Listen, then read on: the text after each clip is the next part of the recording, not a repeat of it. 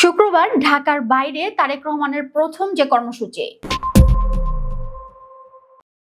17 বছর পর দেশে ফিরেছেন বিএনপির ভারপ্রাপ্ত চেয়ারম্যান তারেক রহমান। বৃহস্পতিবার লন্ডন থেকে বাংলাদেশের বিমানের একটি ফ্লাইটে দেশের মাটিতে পা রাখেন তিনি।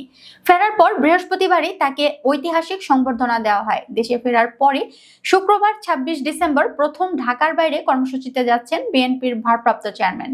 এদিন বিকেলে তিনি সাভারে জাতীয় স্মৃতিসৌধে ৭১-এর শহীদদের প্রতি শ্রদ্ধা নিবেদন করবেন। এর আগে বাদ জুমা তার পিতা শহীদ রাষ্ট্রপতি জিয়াউর রহমানের কবর জিয়ারত করবেন। জানা গেছে শুক্রবার 26 ডিসেম্বর জুমার নামাজ শেষে গুলশানের বাসভবন থেকে প্রথমে রাজধানী শেরেবাংলা নগরে বাবার কবর জিয়ারত করবেন তারেক রহমান।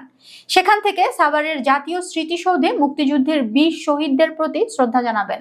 এ উপলক্ষে এরই মধ্যে জাতীয় স্মৃতিসৌধে সব ধরনের প্রস্তুতি শেষ হয়েছে। সাভার গণপূর্ত বিভাগের উপসহকারী প্রকৌশলী আনোয়ার হোসেন খান আনু বলেন, বিএনপির ভারপ্রাপ্ত চেয়ারম্যান তারেক রহমান জুমার নামাজের পরে জাতীয় স্মৃতিসৌধে শ্রদ্ধা নিবেদন করবেন। সেই উপলক্ষে গণপূর্ত অধিদপ্তর স্মৃতিসৌধে পরিষ্কার পরিচ্ছন্নের কাজ সম্পন্ন করেছে। তারেক রহমানের আগমন উপলক্ষে সাভারে উৎসবের আমেজ। এরই মধ্যে বিভিন্ন এলাকা থেকে দলীয় নেতাকর্মীরা জড়ো হতে শুরু করেছেন। প্রিয় নেতাকে দেখার জন্য শুক্রবার থেকে স্মৃতিসৌধগামী মহাসড়কে অবস্থান নেওয়ার কথা জানান তারা। এদিকে তারেক রহমানের আগমন উপলক্ষে জাতীয় স্মৃতিসৌধ ও এর আশেপাশের এলাকায় নেওয়া হয়েছে বাড়তি নিরাপত্তার ব্যবস্থা। ঢাকা জেলার অতিরিক্ত পুলিশ সুপার আরাফাতুল ইসলাম বলেন, নিরাপত্তায় যেন কোনো ধরনের বিঘ্ন না ঘটে সেজন্য নিরাপত্তার বিষয়টি দেখভাল করা হচ্ছে। শুক্রবার সাভার জাতীয় স্মৃতিসৌধ এলাকায় ৫০,০০০-এর বেশি মানুষের গণজমায়েতের প্রস্তুতি চলছে বলে জানিয়েছেন স্থানীয় বিএনপি ও অঙ্গ সংগঠনের নেতারা।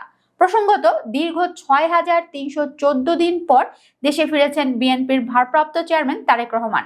দেশের মাটিতে পা রাখার পর যোগ দেন সংবর্ধনা অনুষ্ঠানে। বেলা ৩টা ৫০ দিকে তারেক রহমান মঞ্চে ওঠেন। বেলা ৩টা ৫৭ তিনি বক্তব্য শুরু করেন। শুরুতেই বলেন, প্রিয় বাংলাদেশ। তারপর বাংলাদেশবাসীকে সালাম জানিয়ে শুরু করেন বক্তব্য।